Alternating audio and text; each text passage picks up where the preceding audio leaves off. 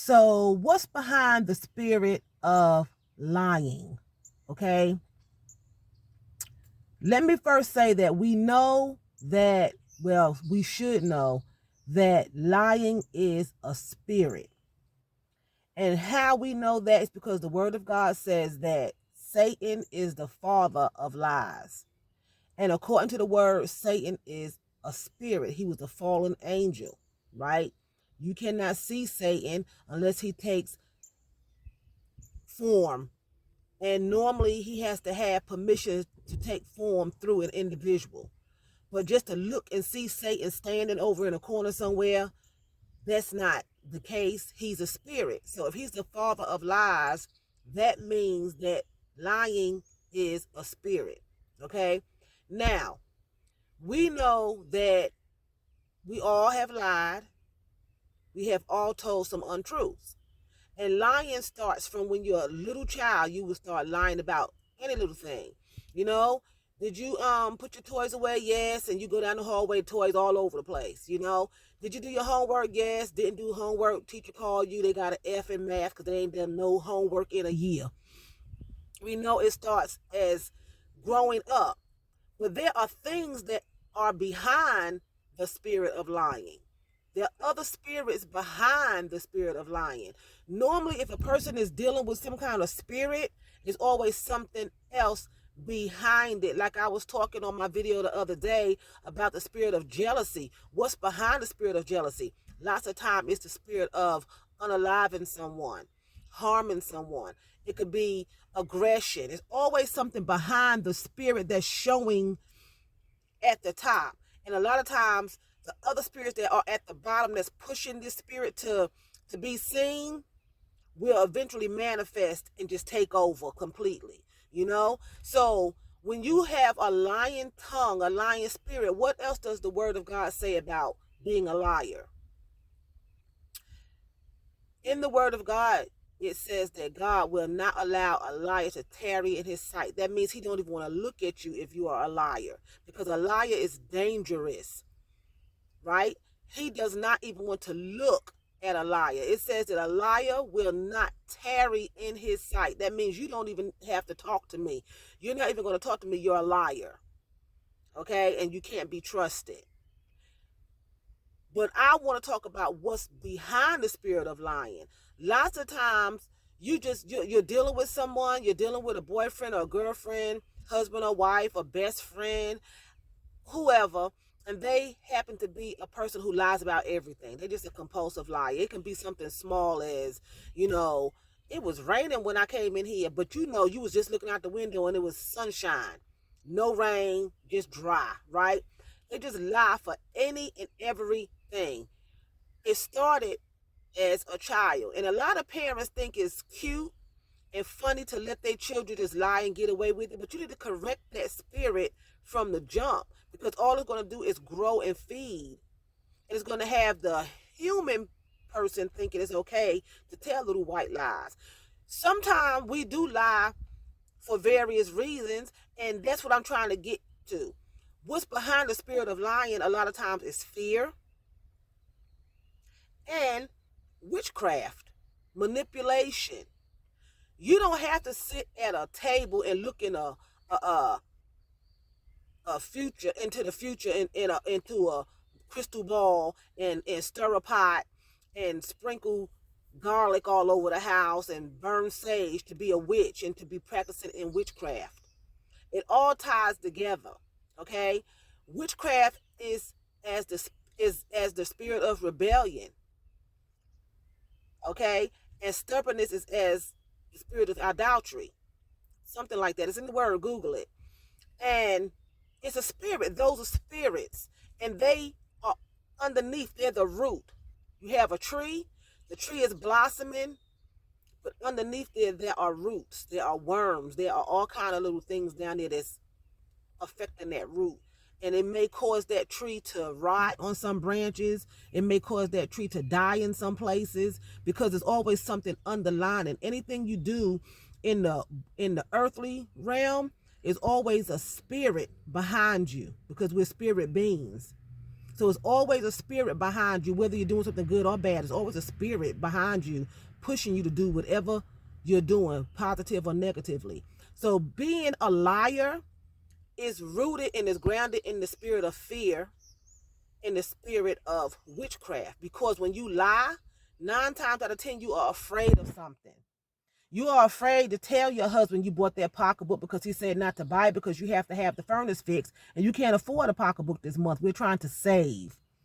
You buy the pocketbook. He finds out. You tell him you've been had that pocketbook. He just don't know what he's talking about. You making him think he's crazy. That's manipulation. That's witchcraft. Or my auntie gave me this pocketbook. She didn't want that pocketbook no more. It was in her closet. Manipulation is causing someone to believe the way you want them to believe. That's manipulation. That's witchcraft. Controlling someone's thoughts, controlling someone's mind. That's witchcraft. When you manipulate someone to believe the way you want them to believe, it's witchcraft.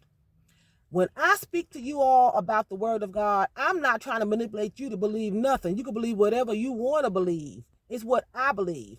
I'm giving these nuggets to people who really want to receive the truth and want to know what's going on, because it may be these activities going on in their lives and they don't understand why.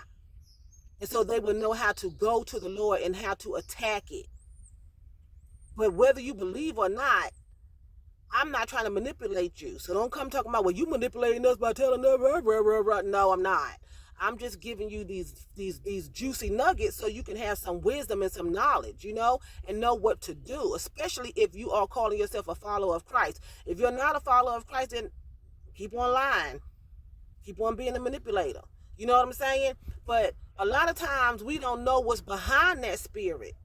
You're afraid. Children lie because they're afraid they're going to get in trouble. Most of the time you lie because you think you're going to get in trouble. And then it grows, it graduates to the point that you are now a compulsive liar, and you lie and you just causing all kind of havoc. You're getting people in trouble because now you can't control it because you done picked up this lying demon because it was planted in you as a child because nobody corrected you. Nobody tapped that butt and corrected you and let you know it's not good to lie. It's not good to manipulate a situation to suit you, because now you're working in the spirit of witchcraft, because now you are manipulating me to believe the way you want me to believe.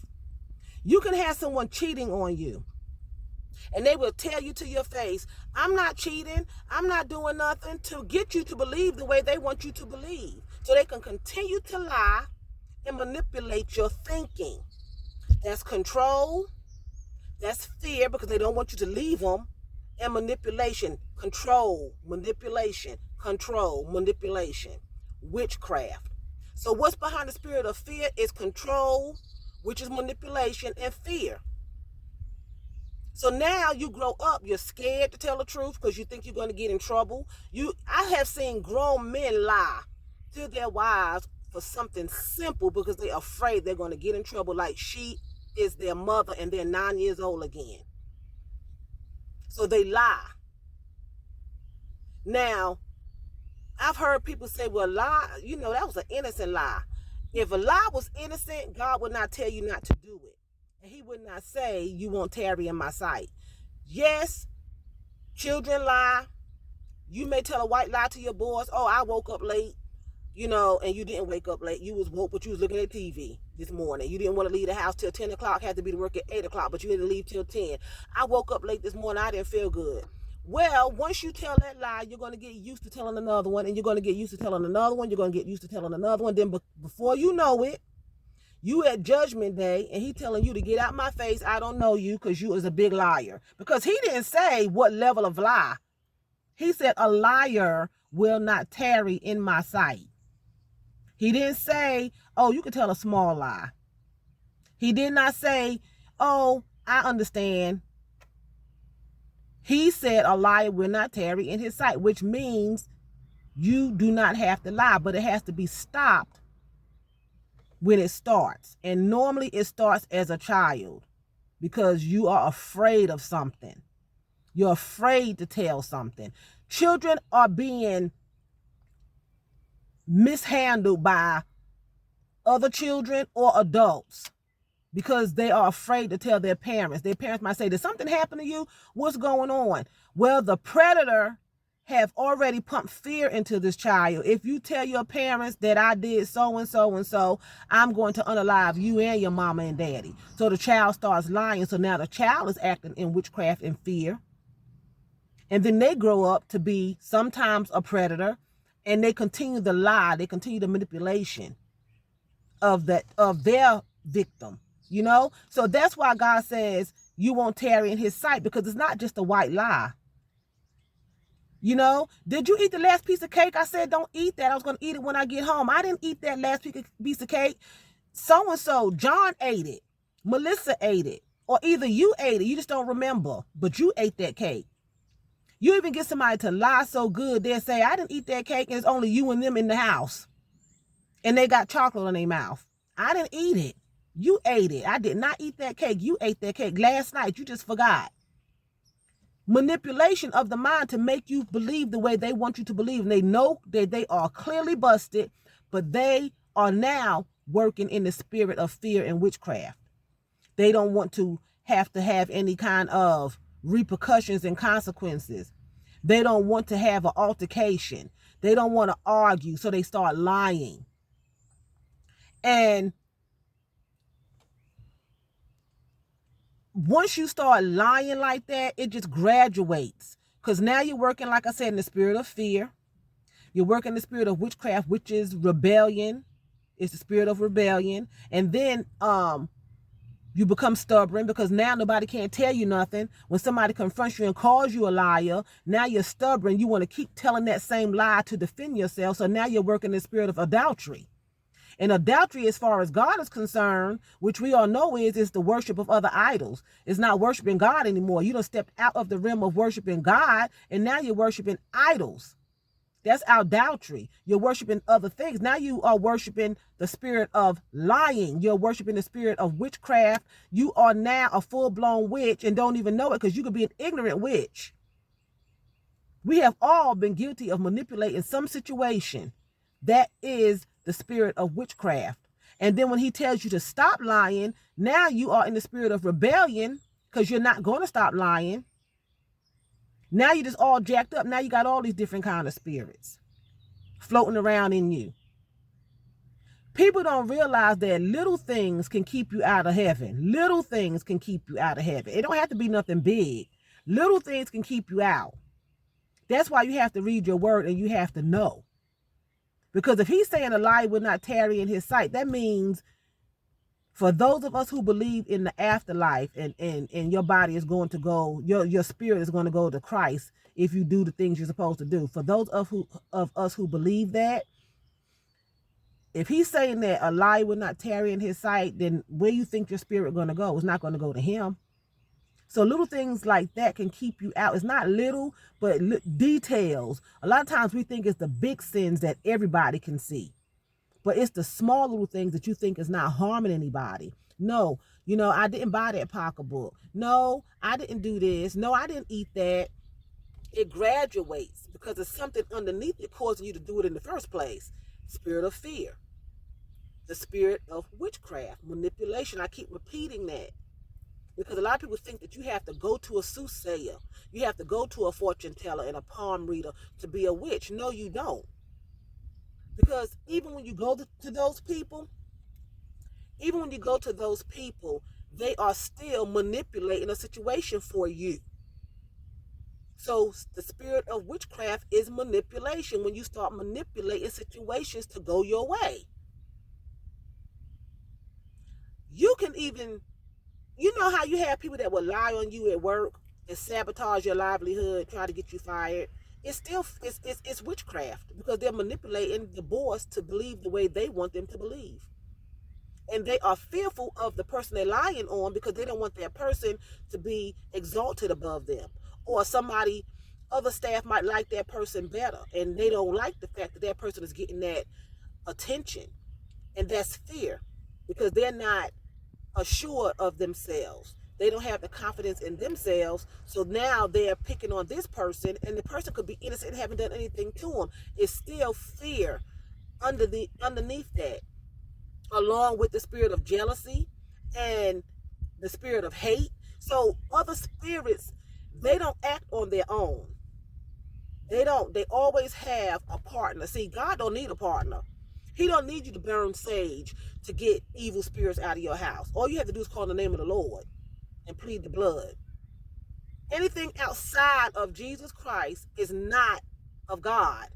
You don't have to go to the store and buy sage and come home and go to every corner of your house and burn sage. Because guess what? The evil is not in every corner of your house. The evil is in you because you're a witch. You're practicing witchcraft.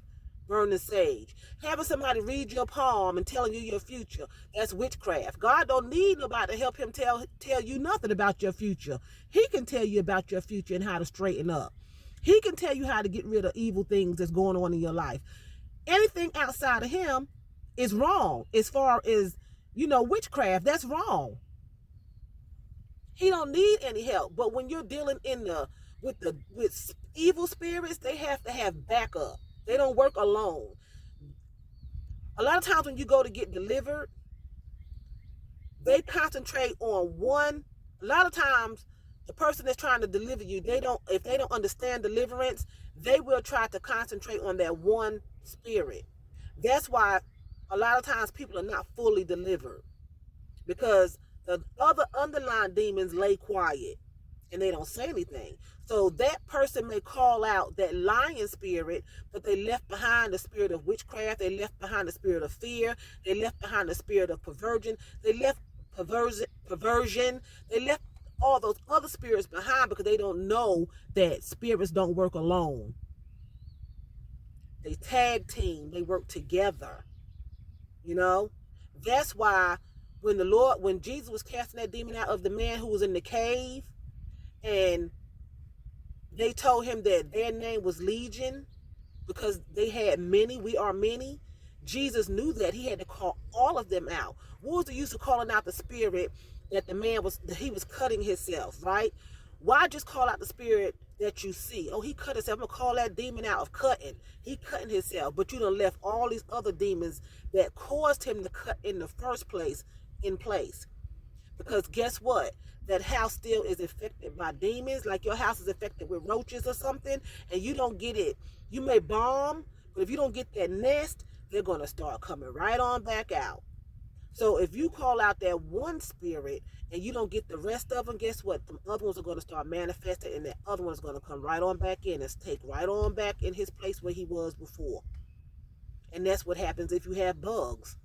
You get an exterminator, they spray the surface of your house. They don't go under the house and find the root of it. Then once that smoke settles, those roaches are going to start crawling again, and they done had eggs all over the place, babies all over the place, and now you got more. So you have to get to the root of it.